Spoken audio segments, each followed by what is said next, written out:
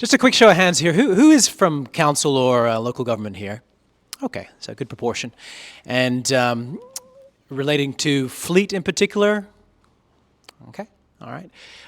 Industry or charge point operators? Okay, all right. Just getting a little bit of a sense of the audience. We have come a long ways. City of Kingston also wants to acknowledge the traditional owners of the land, the Bunurong and the Wurundjeri, and pay respects to elders past, present, and emerging. As everyone knows, we've obviously come a long ways. Bryce had a similar slide. The 1884 electric vehicle has indeed ushered in a new era. And I think the reality is, too, we're all learning a lot along this journey. I think that's one of the consistent themes.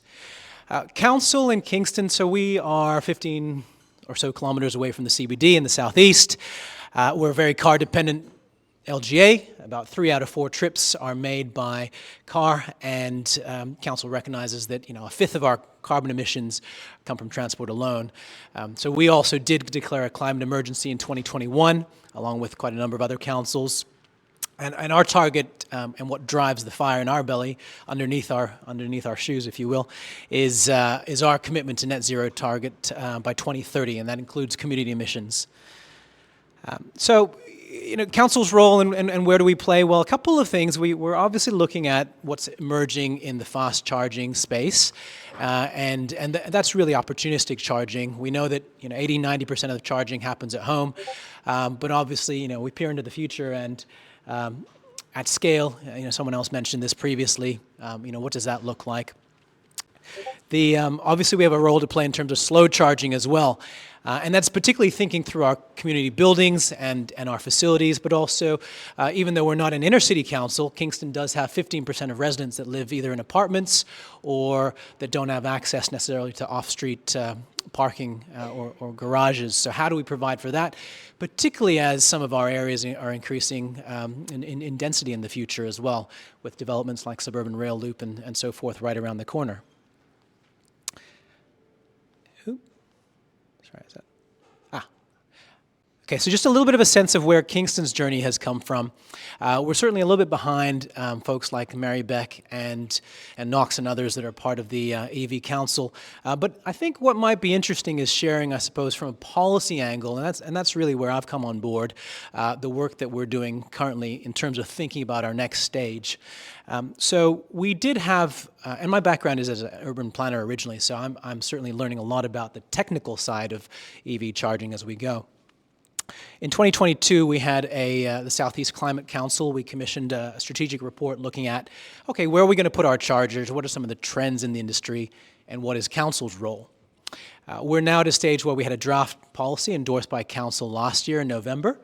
And we've just finished a month of community consultation where we had surveys, representative panels, and an industry workshop that Bryce was mentioning recently. We will be going out to a public expression of interest, similar to a lot of councils that they've followed, in April, and then we're looking to adopt our policy, our final policy, by May. Certainly beyond that period, we see a big role for community education as well. Now, I suppose, from a council perspective, what are we learning from our community as well? And I think that's one of the unique positions that we have in terms of council as well. The first is that user experience is a big consideration, right? People don't want to rock up to a charger and have experiences with unreliability. And that translates to ease of payment systems as well, or even thinking about older residents and the complexities of navigating an app, for example. If that's a primary way that they get around, the technological challenges and barriers are significant. Equity for those who do not have access, as I mentioned before, to charging. Renters, people living in apartment buildings, and it's great to hear that the state are also looking at ways to facilitate that with owners' corps and body corps. One of the interesting points that our community also raised was, is there an opportunity, for example, for like we have car share, charge share opportunities if you have, putting in a charger at your home and making that public available. It's an interesting point that recently came up. Community definitely wants to know about transparency and who pays. So we have had questions, for example, when we put in a new charger. Okay, how much is this ratepayer funded? Is it how many people are using it from the local area, or is it passing motorists that are stopping off in Kingston on their way down to the peninsula, for example? Commercialization of public space is a big consideration. So, of course, there are different models out there for putting out the infrastructure, and some of which are put up commercial advertising, obviously, to offset the costs. We're not opposed to those models, but there has to be some commensurate value to the community, and we're looking there, for example, in terms of, does it align with council policies around the type of advertising, no adult entertainment, tobacco, even considering fossil fuel advertising, for example, or opportunities to incorporate community messaging. For example, emergency heat wave preparedness information on digital screens, that could be a benefit.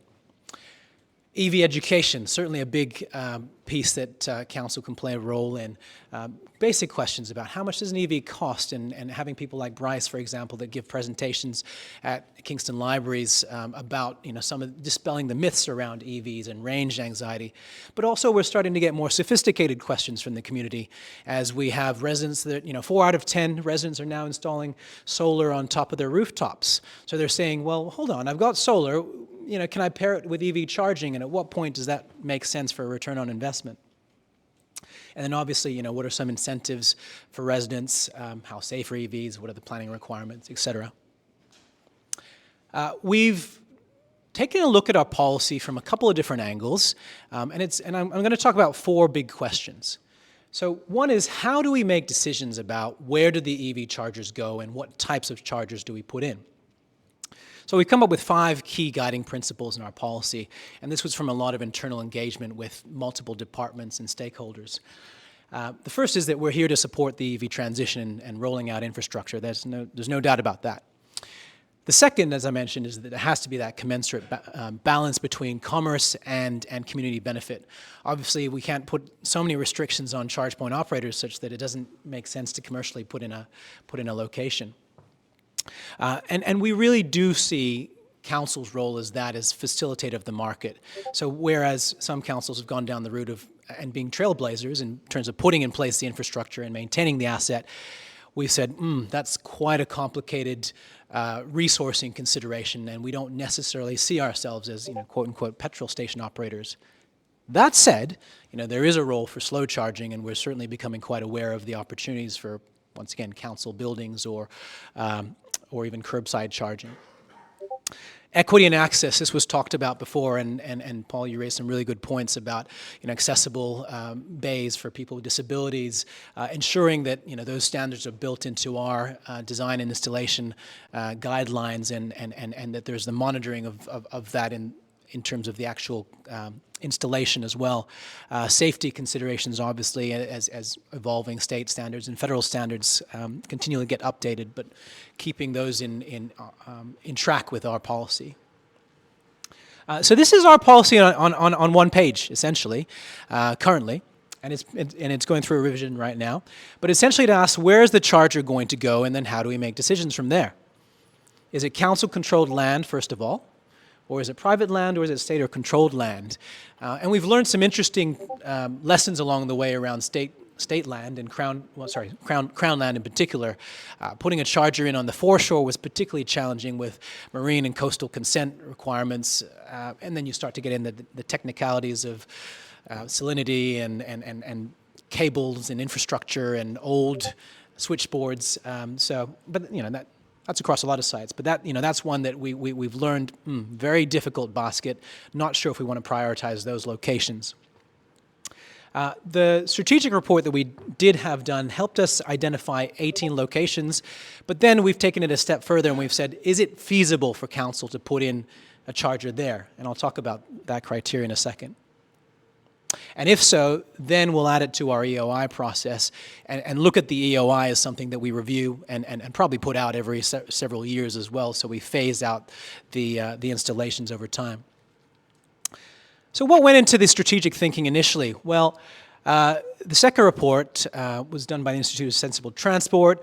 It looked at traffic volume primarily. It looked at future growth, but it also looked at walk score. So this was accessibility to shops, cafes, if you're charging for half an hour, you want something to do, ideally. Then we said, okay, that's good. That's 35 locations. That's 18 locations, but where do we have council land? Obviously, that's an important piece that we bring to the puzzle. And what existing council infrastructure is there? How close it is to a power pole? We're working very closely with United to also provide greater visibility as well to their network. Car park availability and access. If we're looking to scale in the future, fine, 1 or 2 bays initially, but can we grow in some of those locations to accommodate future EV charging? Third problem that we started to identify was, and this was through talking with the charge point operators, limited network visibility, and this is certainly something that EV Council brought up.